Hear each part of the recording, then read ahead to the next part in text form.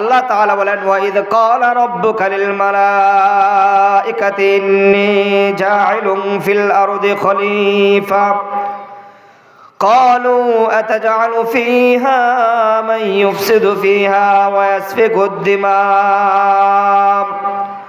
ওয়া নাহনু নুসাব্বিহু বিহামদিকা ওয়া নুকদ্দিসু লাক ক্বালা ইন্নী আ'লামু মা লা তা'লামুন।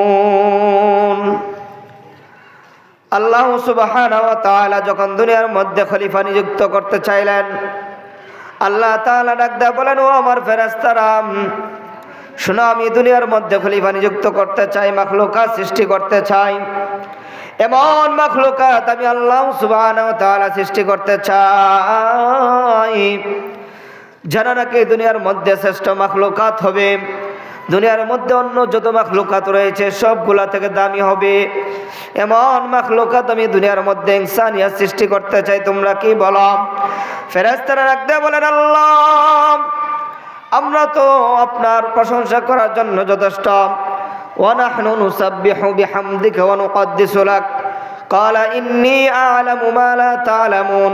ফেরেশতারা রাখতে বলেন, ওগো আল্লাহ, দুনিয়ার মধ্যে কি দরকার আছে মানুষ সৃষ্টি করার, যারা নাকি দুনিয়ার মধ্যে গিয়ে মারপিট করবে, যারা নাকি দুনিয়ার মধ্যে গিয়ে একে অপরের হকগুলা অন্যায়ভাবে মেরে খাবে, যারা নাকি দুনিয়ার মধ্যে গিয়ে সুদ খাইবে, ঘুষ খাইবে, যারা নাকি দুনিয়ার মধ্যে গিয়ে একে অপরের প্রতি হিংসা বিদ্বেষ করবে, আল্লাহ তাআলা আপনার নাফরমানি করবে, তাদেরকে দুনিয়ার মধ্যে সৃষ্টি করার একটি প্রয়োজন।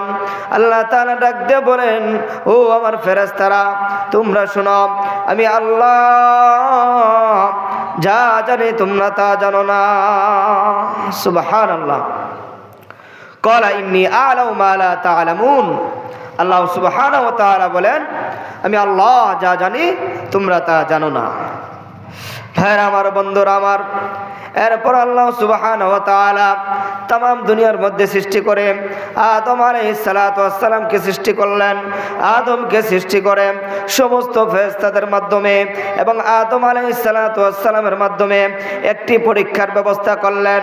আল্লাহ তাআলা সমস্ত ফেরেশতাকে রাখতে বলেন, ও আমার ফেরেশতারা, দেখি তো তোমরা এই জিনিসটার নাম বলো।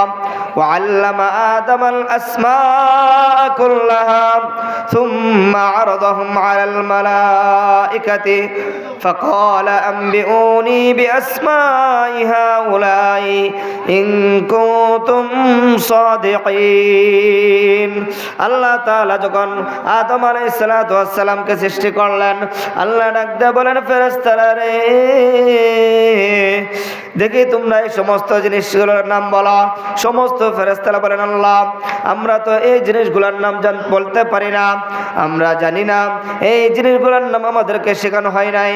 আল্লাহ তাআলা রাখতে বলেন, আদম, তুমি এই সমস্ত জিনিসগুলোর নাম বলো। আদম আলাইহিস সালাতু ওয়াস সালাম সুন্দরভাবে সব জিনিসগুলোর নাম বলে দিলেন। সুবহানাল্লাহ। আদম আলাইহিস সালাতু ওয়াস সালাম যখন সমস্ত জিনিসগুলোর নাম বলে দিলেন, আল্লাহ সুবহানাহু ওয়া তাআলা ফেরেশতাদেরকে ডাকতে বলেন, ও আমার ফেরেশতারা, তোমরা তো এই জিনিসগুলোর নাম বলতে পারো না, কিন্তু আদম বলে দিয়েছেন। হ্যাঁ আমার বন্ধুরা, আমার বলতেছিলাম, আল্লাহ তাআলা তাম দুনিয়ার মধ্যে মাখলুকাত সৃষ্টি করবেন, সাথে সাথে প্রত্যেক যুগে যুগে আল্লাহ তাআলা নবী রাসূল প্রেরণ করেছেন। এমন কোন যুগ নাই যে যুগের মধ্য থেকে আল্লাহ তাআলা নবী রাসূল প্রেরণ করেন নাই, এবং কি নবী রাসূল প্রেরণ করে তাদের সাথে সাথে আল্লাহ তাআলা হেদায়েতের জন্য মানুষ কিভাবে দুনিয়ার মধ্যে চলবে, মানুষ কিভাবে দুনিয়ার মধ্যে বসবাস করবে, কিভাবে আল্লাহ তাআলার হুকুম হাকামগুলো তারা মানবে, কিভাবে আল্লাহ তাআলার তরিকাগুলো তারা মানবে, এমন প্রত্যেক যুগে যুগে আল্লাহ তাআলা পয়গম্বরকে পাঠিয়ে দিলেন। পাঠাইয়া শুধু তাদের সাথে আল্লাহ তাআলা এমন একটি কিতাব দান করে দিলেন, যেই কিতাবের মাধ্যমে মানুষগুলো আল্লাহ তাআলার পথ চিনতে পারে, যেই কিতাবের মাধ্যমে জাহান্নাম থেকে বাঁচতে পারবে, যে কিতাবের মাধ্যমে জান্নাতের মধ্যে যাইতে পারবে, এমন কিতাব প্রত্যেকটা নবীর সাথে সাথে আল্লাহ তাআলা দান করে দিয়েছেন। সুবহানাল্লাহ। এমন কোন পয়গম্বর আল্লাহ তাআলা প্রেরণ করে নাই যাদের সাথে কোনো দুনিয়ার মধ্যে মানুষ কিভাবে চলবে এমন কোনো লাইট গাইড, এমন কোনো কিতাব দেন নাই, এমন কোনো পয়গম্বরকে আল্লাহ তাআলা প্রেরণ করেন নাই কিতাব ছাড়া। ভাইরা আমার, বন্ধুরা আমার, বলতেছিলাম, এরকম আদম আলাইহিস সালাম থেকে নিয়ে মূসা আলাইহিস সালাম বলেন, ইব্রাহিম আলাইহিস সালাম বলেন, ঈসা আলাইহিস সালাম বলেন, যত পয়গম্বর দুনিয়ার মধ্যে আগমন করেছে সব পয়গম্বরদের সাথে আল্লাহ তাআলা একটি কিতাব দান করেছেন। শেষ পর্যন্ত আস্তে আস্তে আমাদের নবী রাহমাতুল লিল আলামিন, বিশ্ব নবী রাহমাতুল লিল আলামিনকে আল্লাহ তাআলা দুনিয়ার মধ্যে পাঠানোর ব্যবস্থা করলেন। বিশ্বনবী যখন দুনিয়ার মধ্যে আগমন করবেন, এর আগে ছিল আইয়ামে জাহিলিয়াতের যুগ। এই যুগের মধ্যে মানুষ মানুষকে হত্যা করত, এই যুগের মধ্যে মানুষকে মানুষ মনে করত না, এমন যুগ ছিল আইয়ামে জাহিলিয়াতের যুগ। এই যুগের মধ্যে মানুষ অন্যায়ভাবে জুলুম অত্যাচার করে একজন অপরজন করে খুন করে দিত। এমন যুগ ছিল আইয়ামে জাহিলিয়াতের যুগ, যে যুগের মধ্যে একজন মানুষ অপরজন মানুষের কাছে নিরাপদ ছিল না। ভাইরা আমার, বন্ধুরা আমার, এই আইয়ামে জাহিলিয়াতের যুগের মধ্যে যখন মানুষগুলা পথভ্রষ্ট হয়ে গেল, তারা মূর্তি পূজা করতে করতে তারা আল্লাহ তাআলাকে বলে গিয়েছেন।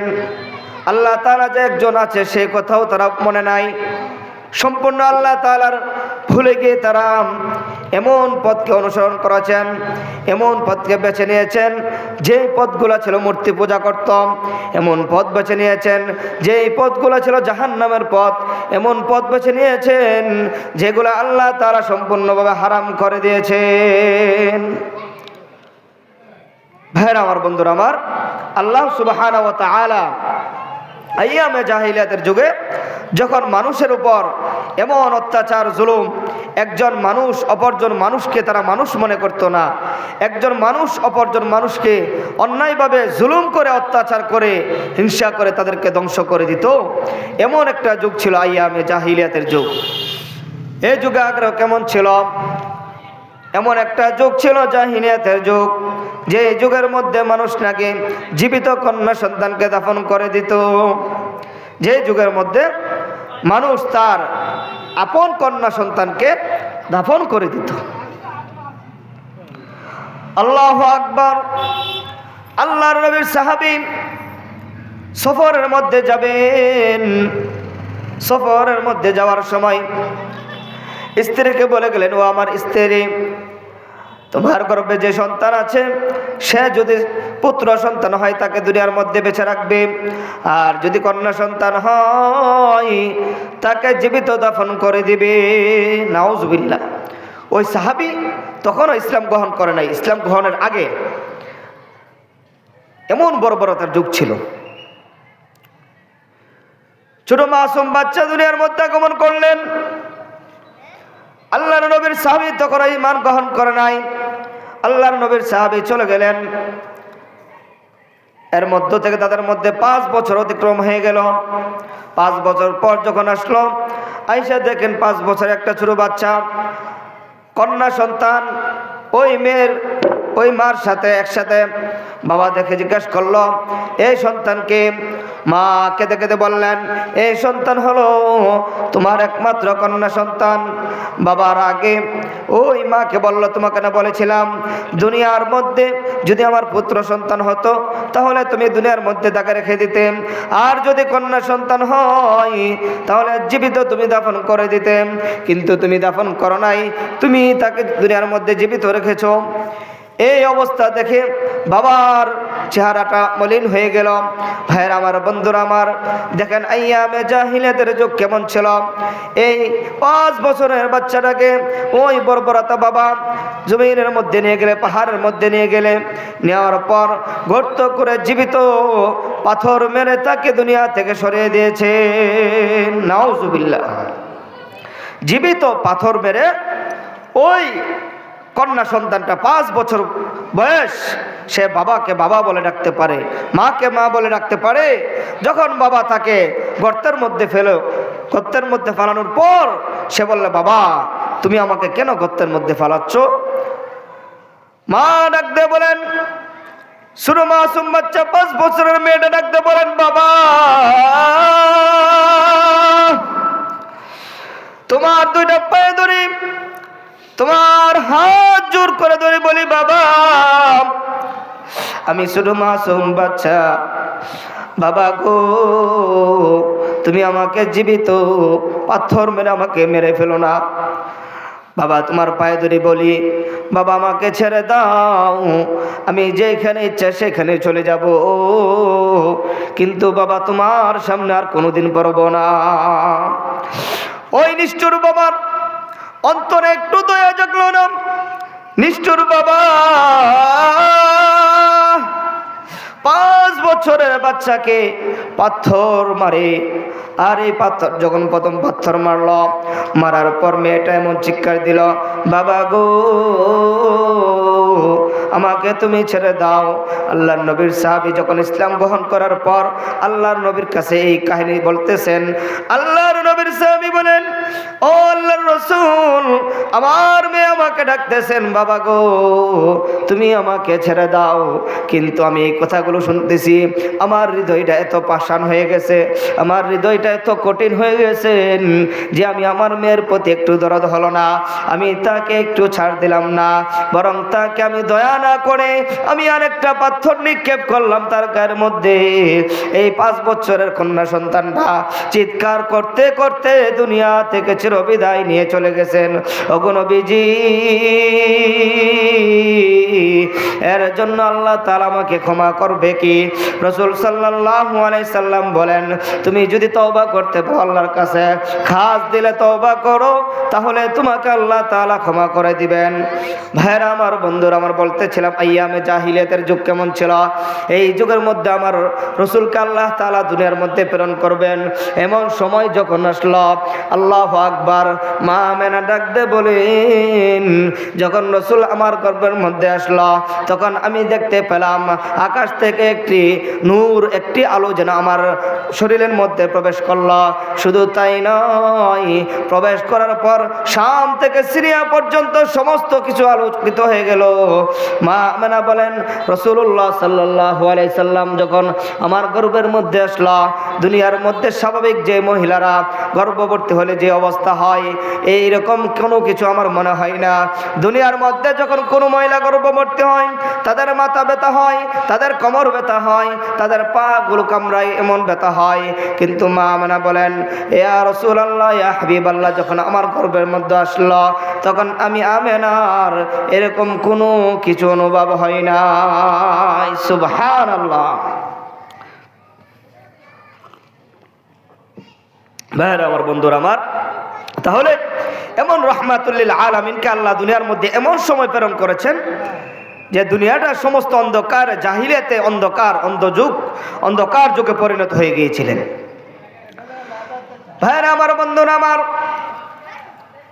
মা আমেনা ডাক দিয়ে বলেন, মুহাম্মদ যখন আমার গর্ভের মধ্যে আসলো, জঙ্গল থেকে বাঘগুলো এসে আমাকে সালাম সালাম বলে, পশু পাখিগুলো আমাকে সালাম দিয়ে যায়, গাছপালাগুলো আমাকে সালাম দিয়ে যায়, সমস্ত যা কিছু দেখা যায় সব কিছু এসে আমাকে সালাম দিয়ে যায়।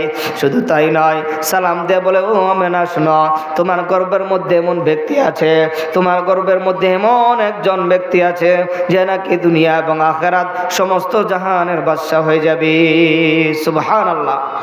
মা আমেনা বলেন, শিশু নবী মুহাম্মদ যখন দুনিয়ার মধ্যে আগমন করেন, দুনিয়ার মধ্যে পড়ার সাথে সাথে আল্লাহু আকবার, রাসূলুল্লাহ সাল্লাল্লাহু আলাইহি সাল্লাম আল্লাহ তাআলাকে বলে নাই, যখন দুনিয়ার মধ্যে তিনি আগমন করলেন মাতৃগর্ভ থেকে, আসার পর সাথে সাথে তিনি সিজদার মধ্যে লুটিয়ে পড়লেন এবং সাথে সাথে শাহাদাত আঙ্গুলে উত্তোলন করেন। আল্লাহু আকবার, আল্লাহ এক সাক্ষী দিচ্ছেন। ভাইয়ের আমার, বন্ধুরা আমার, আল্লাহ রাসূল দুনিয়ার মধ্যে আগমন করার কারণে কুফরি বাতিলগুলো ধ্বংস হয়ে গিয়েছেন। আল্লাহ রাসূলের আগমনের কারণে রাজপ্রাসাদ থেকে 14টা ইট খসে পড়ে গিয়েছিল। রাসূলুল্লাহ সাল্লাল্লাহু আলাইহি সাল্লাম দুনিয়ার মধ্যে আগমন করার কারণে কাফেরদের মধ্যে জ্বালা যন্ত্রণা শুরু হয়ে গেল। ভাইরা আমার, বন্ধুরা আমার, এই বিশ্ব নবী রাহমাতুল লিল আলামিন দুনিয়ার মধ্যে আগমন করার কারণে আল্লাহ তাআলা পবিত্র কুরআনুল কারীমের মধ্যে আয়াত নাযিল করেন, ওয়া মা আরসালনাকা ইল্লা রাহমাতাল লিল আলামিন। ওগো নবীজি, দুনিয়ার মধ্যে আমি আপনাকে এমন সময় প্রেরণ করেছি যেই সময়টা নাকি অন্ধকার যুগ ছিল, যেই সময়টা নাকি মানুষকে এমনভাবে কষ্ট দিত, এমন একটা সময় প্রেরণ করেছি যে সময় আল্লাহ বলার কোনো লোক ছিল না, যে সময় নাকি আল্লাহ তাআলার প্রশংসা করার কোনো লোক ছিল না, যারা নাকি সর্বদা মূর্তি নিয়ে যে তারা ব্যস্ত ছিল, সর্বদা মূর্তি পূজা করে আল্লাহ তাআলাকে তারা ভুলে গিয়েছিল। এমন একটা সময় অগণবে যে আমি আপনাকে দুনিয়ার মধ্যে রহমত স্বরূপ প্রেরণ করেছি। সুবহানাল্লাহ, আর একটু জোরে সরে বলি সুবহানাল্লাহ।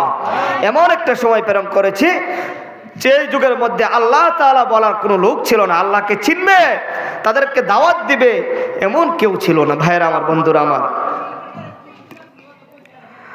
মা এমন আরো বলেন, বিশ্ব নবী রাহমাতুল লিল আলামিন দুনিয়ার মধ্যে আগমন করেছেন।